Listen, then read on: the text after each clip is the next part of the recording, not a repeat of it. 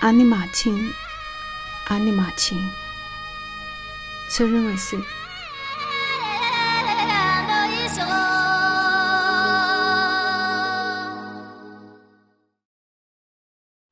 接下来我要读一下卡提亚的信。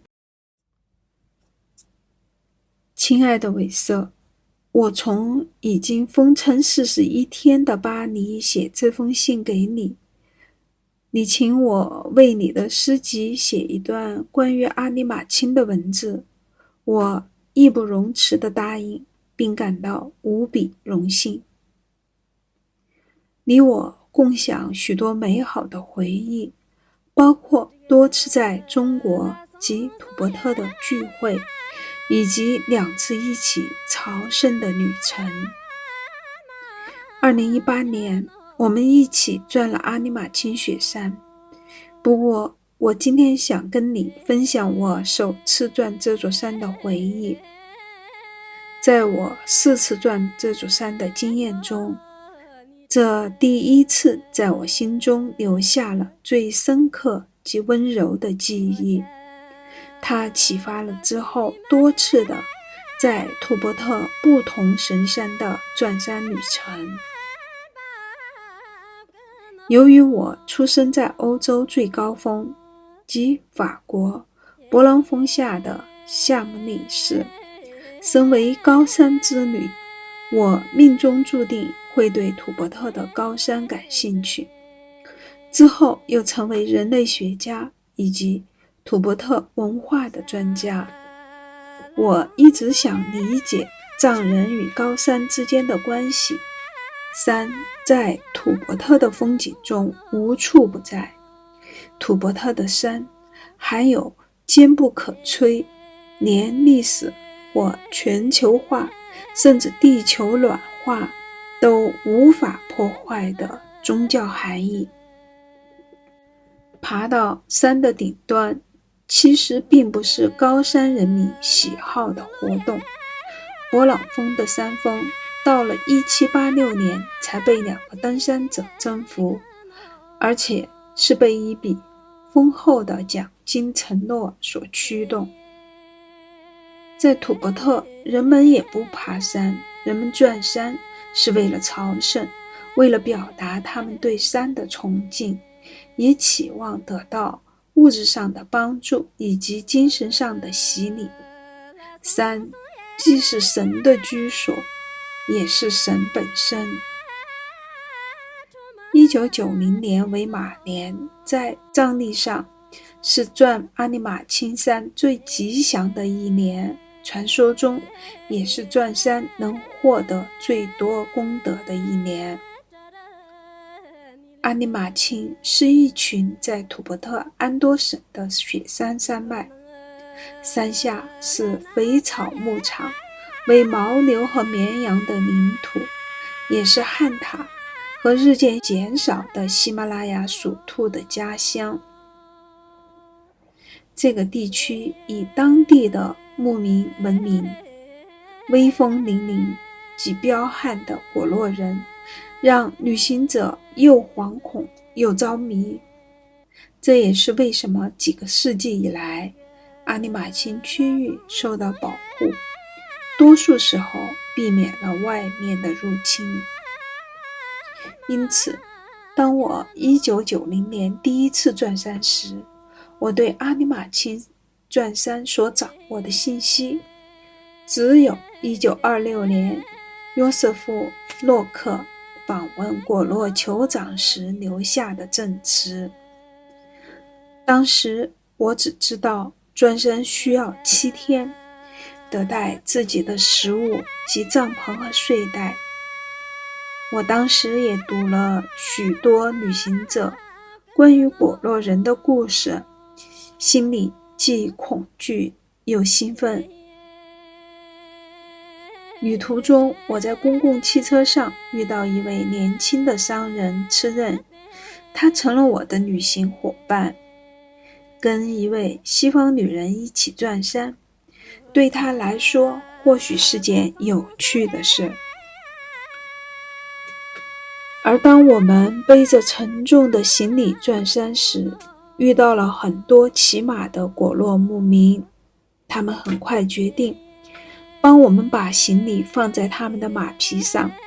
这时候，次任决定去附近的营地寻找从哪里可以借一头牦牛。除了在土伯特，还有哪里会给陌生人借出一头珍贵的牦牛？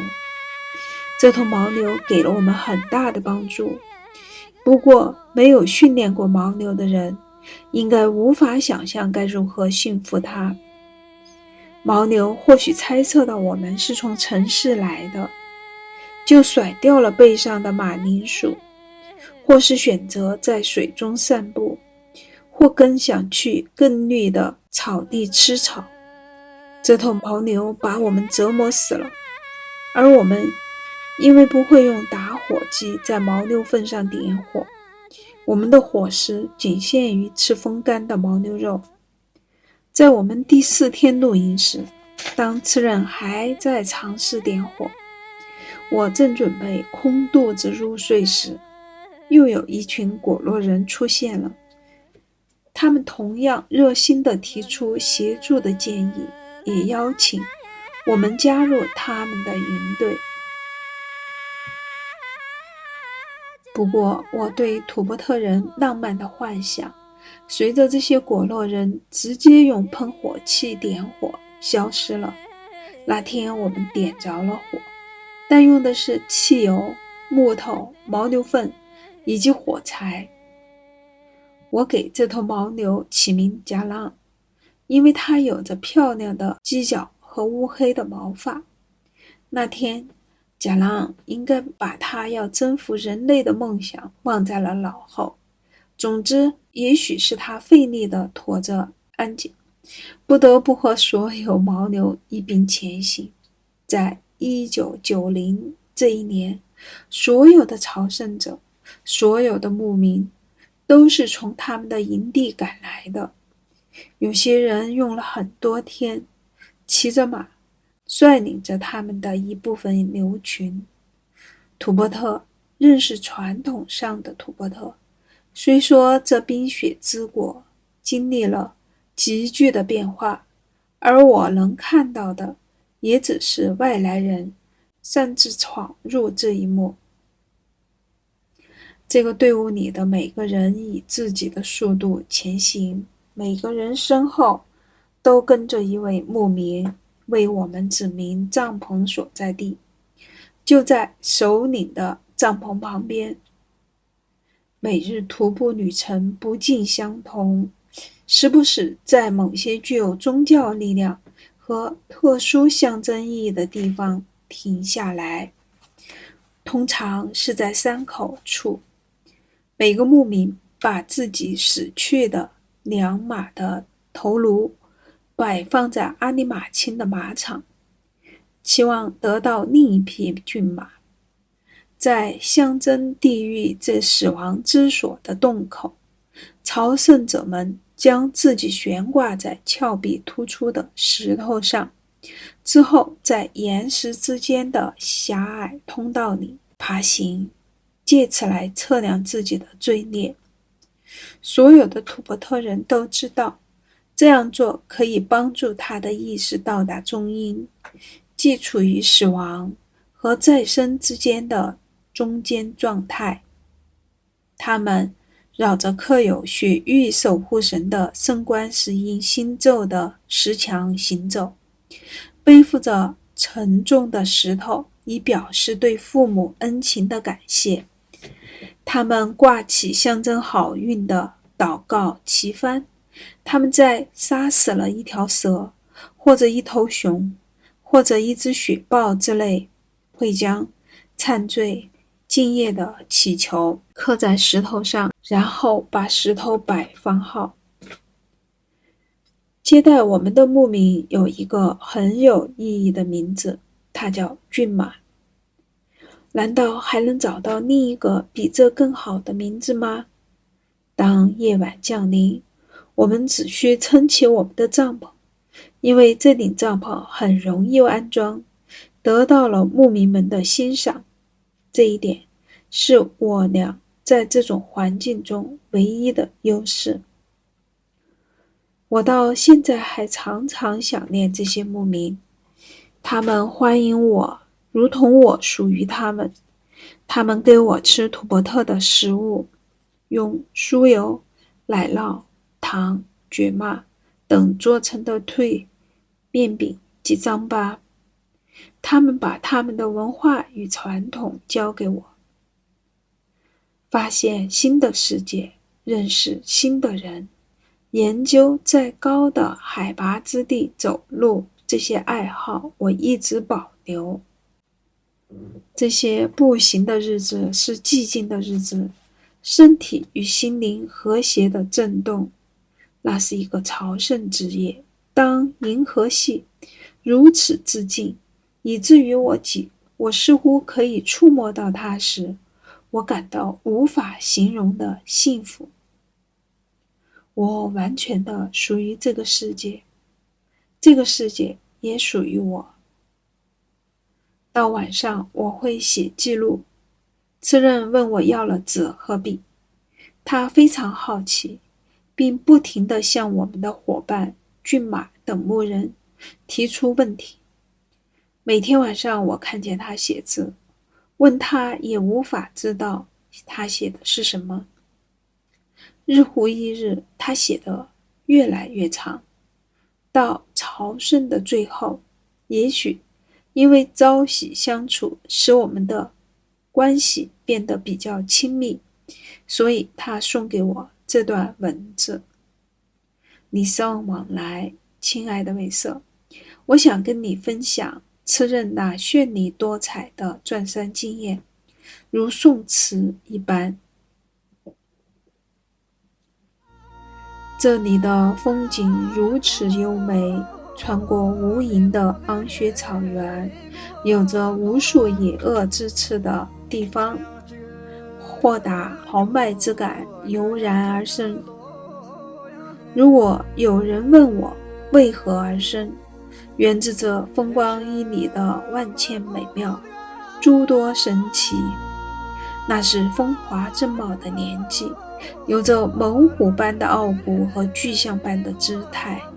有一天，淡黄的晨曦染尽天空的清晨，我骑着健壮的牦牛，肩背雷鸣般的长枪，腰配双虎所饰的利剑，行走在巍峨雪山脚下的昂雪草原，直奔阿里马千雪山。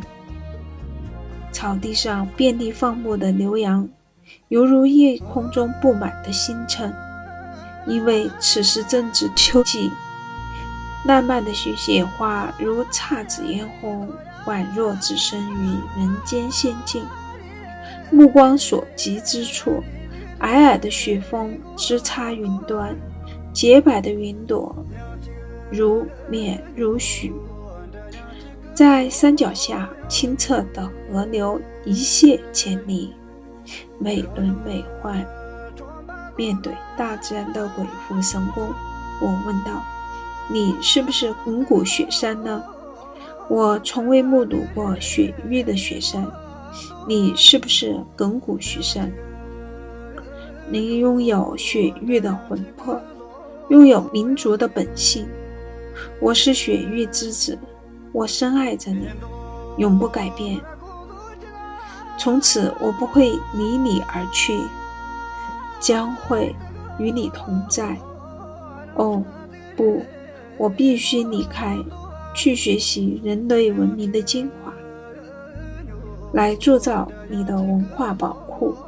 因为我们的宝库被劫匪攫取，我们必须要夺回属于自己的东西。啊，冰雪之国的雪山，我要将它们献给你。明天将要离开你，当愿望实现，业果成熟，愿我再次回到这里，与你重逢。P.S. 12年后，即2002年，我回到了骏马的家乡，但不知怎么才能找到他。我坐在路边，把带给他和同伴的照片放在路上，来吸引人们的关注。有个人很快从照片上认出一位牧民，他们说他们就在离这30公里远的地方扎营，可以去叫他来。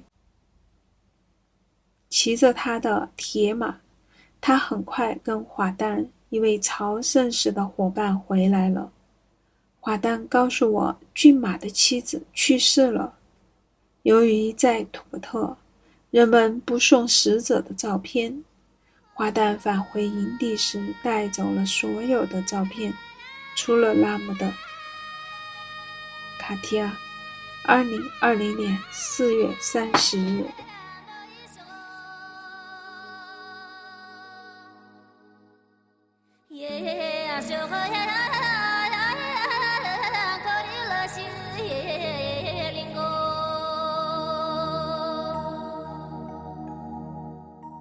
तो जो जकर